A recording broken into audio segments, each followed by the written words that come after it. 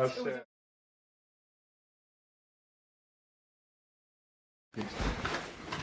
know, like, but the background should be like decent. I don't know. Smile. When I started making games, I didn't know anyone who made games. For many years, I was kind of like the weird kid who just made games and was nerdy. And in high school, I finally realized that you can actually make games for a living, and that was something I realized in the school. One of my teachers told me that, hey, why don't you do this for a living, because you like it and it's like a really important thing to you. So I downloaded some like game development software. I actually experimented with like a lot of different kinds of software, and I really couldn't do much. Like, I was 11 years and I just basically drew stuff like sprites and graphics and like that kind of stuff. So yeah, that's how I got started, I guess. But basically I just wanted to make games. Like, it's cool.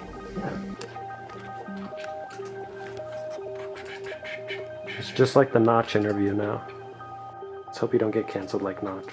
Let's see. Stay off There Twitter. it is.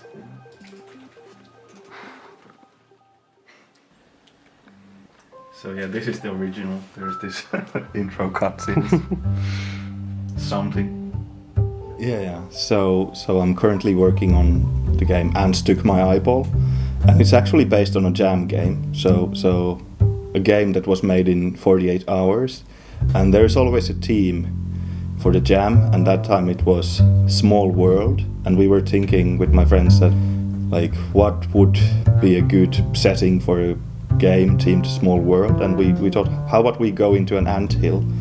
And we really didn't have like any other ideas. We just wanted to make a game that's set in an anthill, but we kind of needed to have some kind of backstory. So that we just like, how about ants just steal your eyeball? Like, why not? And it sounded so funny that we actually like went with it. And the jam game, I think we got like 3rd place or something, which was really nice.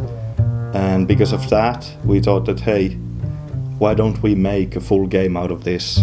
So that's why we like decided to make a bigger game out of And Stuck My Eyeball. So it's not really a sequel, it's not even a remake or anything, it's just like inspired by the jam game, really. And that's the second game. Hell yeah. And the new And Stuck My Eyeball game is basically based on this trilogy of jam games, which is kind of cool. So it's inspired by, but is it following the same story? Kind of, and take your eyeball and you take it back. Right.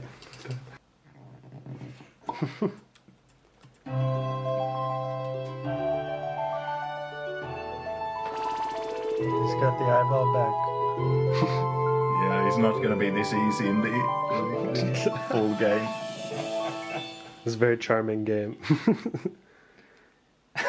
Yeah, actually in the end he says, ha ha ha, vittu.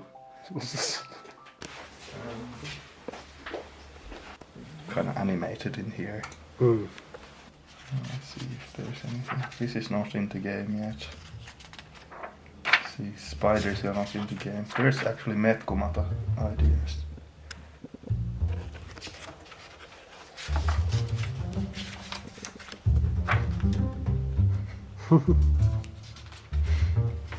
And pretty messy, basically. And these are like And Stuck My Eyeball related things.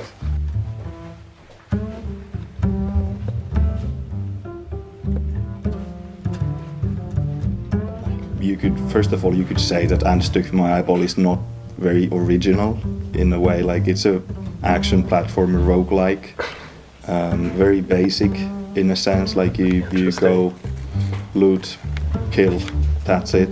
There is a lot of games like that, but also like I also play games like that. I play roguelikes, and Stuck My Eyeball is the game that I would love to play. That's why I'm making it.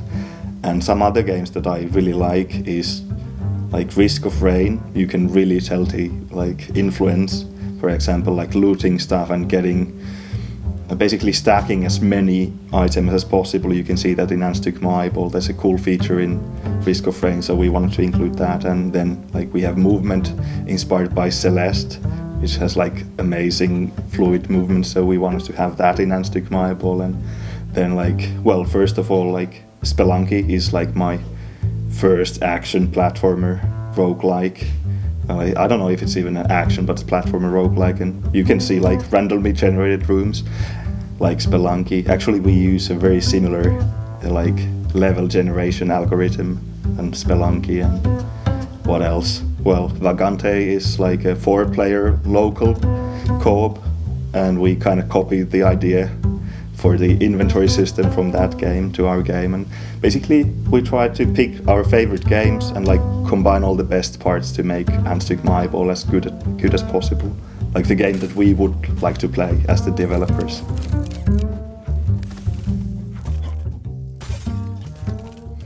So in Anstykma Eyeball it's mostly me and Abo, my like friend, game dev friend from, I don't know, like really long time ago we met in these forums. But anyway, like it's me and Apo, and then we have a musician working on the music, and then of course we have like playtesters. That's a huge part.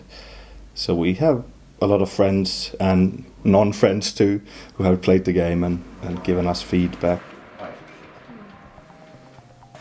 How we plan to do it is that first we like balance the game, just like somehow like how we think it should be. Then we do play tests, we see what people actually think, and we collect all the feedback. Then we like use that to balance out the game and fix stuff and so on.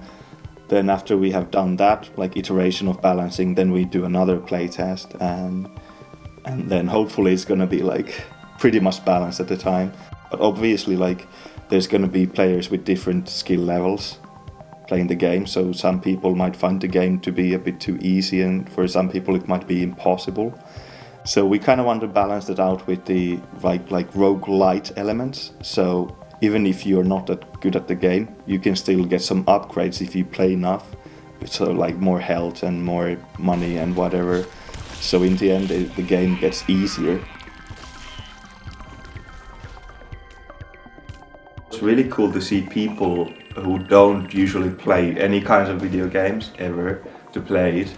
Still like accessible enough that like a completely new player can pick it up and start playing and not get super frustrated on anything.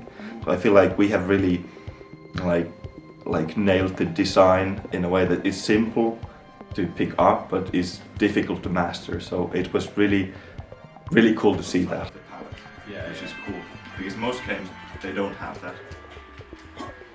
So before Anstykma Eyeball I haven't really made any commercial games. Well, I was a programmer for one project, more with the 7 Acolytes, and I got some money from that, which is cool. And actually that money really helped me survive this development process, because we don't have a publisher, we don't have any like outside money helping us. It's just like a group of friends making a game, and we are not getting any money until we actually release the game. So I mean it's been a struggle to like survive these 3-4 years without any money, but also like it's not that like we couldn't have gotten a publisher, we just didn't want any, because every time like a lot of people have like reached out to us and like suggested like a publishing deal or something, but then we were always thinking that okay, it's gonna be finished like really soon, we don't need any like publishers or anything. But yeah, it's just took a bit longer than we expected. While we obtain new weapons, items, and helpful gadgets to make our current round easier. Not just a game, it's an addiction waiting to happen. Not since Dead Cells has a game got me so engrossed with the... How are you feeling? Pretty great. The flood is coming in. So did you send out some keys or? Yeah, we sent like 100 keys or something. Yeah. Yeah. And a lot of people actually like replied and wanted to make a video, so that's really cool. That is really cool.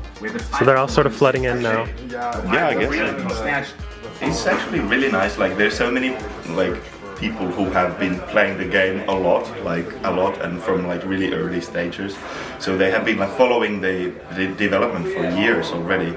and it's really cool that they have spent their time to help me make the game better, and I don't know, it's just really nice to have them here now. It feels really weird to think that the game is finally done. Like, it's been a part of my identity, is that I have been working on this game called Unstick My Eyeball, wishlist now on Steam, and so on and so on. Like, every time I meet a person, I tell them that I am working on this game.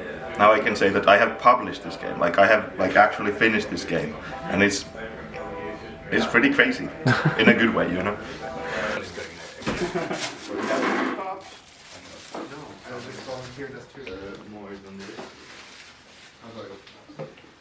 No, I will do it.